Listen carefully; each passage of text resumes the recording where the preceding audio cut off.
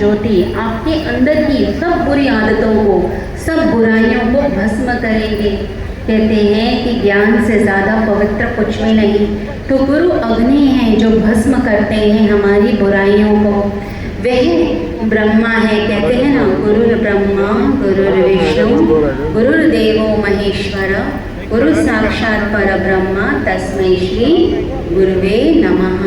तो वह ब्रह्मा है, वह क्रिएटिव फोर्स है, वो ऐसी शक्ति हैं जो रचना करते हैं आपके एक नए आकार की, एक सुंदर सा आपका स्वरूप निकलने लगता है जो आपको खुद भी नहीं पता। आपका सारा फालतू पन हटेगा और आपके अंदर की प्यारी सी देव मूर्ति बाहर निकलने लगती है। भगवान विष्णु की तरह हैं जो अपने शिष्यों का पालन करते हैं, ध्यान रखते हैं, हर समय उनका मन उनके शिष्यों में रमा रहता है कि मेरा शिष्य परेशान ना हो, मैं उसे दुआएं दूं कि वह हमेशा सफल हो, उसका हमेशा कल्याण हो और वह आगे बढ़ता जाए। और भगवान शिव की तरह उसे शांति, उसे आनंद देते हैं और कभी कभी उसे डांटते भी हैं क्योंकि जानते हैं कि गलत राह पर चल रहा है। तो माँ जैसे डांटती है तो कभी कभी गुरु भी डांटते हैं जिससे उनके शिष्य को कोई भी आँच ना आए।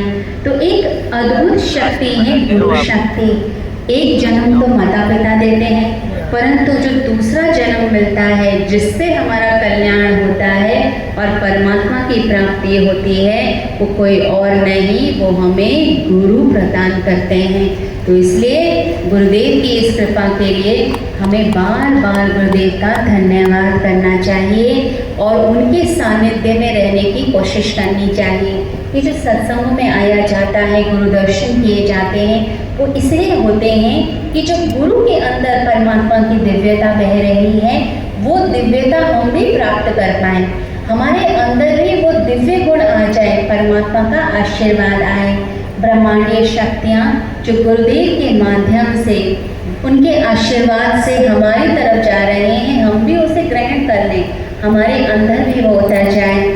तो गुरु के सानिध्य में जो जितना ज़्यादा रहता है, जो भक्त जितना पास रहता है, आसपास रहेगा, पूर्णिमा पे आके दर्शन करता है, भक्ति करता है, उनके वचनों को सुनता है, उसका आत्म रूपांतरण होगा, यानी कि ट्रांसफॉर्मेशन शुरू होता है। जो उसकी एनिमल एनर्जी है, बेसिक एनर्जी है, वो ट्रांसफॉर्म होकर उसकी डिवाइन एनर्जी में तब्दील होने लगती है, रूपांतरित हो जाता है व्यक्ति। एक क्वांटिटेटिव नहीं, क्वालिटेटिव चेंज आने लगता है। कहते हैं कि अगर किसी कमरे में वीणा को रखा जाए और उसी कमरे में एक और वीणा लेके आई जाए और दूसरी वीणा के तारों को झंकृत किया जाए और वाइब्रेशन बढ़ाते जाएं, सुर बढ़ाते चले जाएं, तो पूरा कमरा उस ध्वनि से भरता है। और जो पहली वीणा जो कोने में चुपचाप पड़ी थी, वो वीणा भी उसी स्वर को पकड़ लेती है, उसमें से भी वही म्यूजिक बजने लग जाता है। तो बिल्कुल ऐसा ही हाल शिष्य का होता है।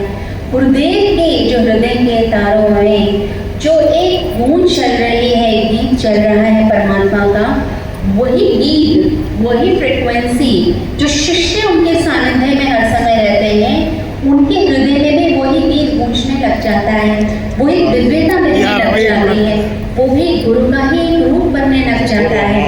तो इसलिए कहा जाता है कि पास बैठना, उपनिषद काल में भी यही कहा जाता था कि गुरु के सानिध्य में बैठते थे विद्यार्थी, बैठते थे शिष्य, गुरु कहते थे और शिष्य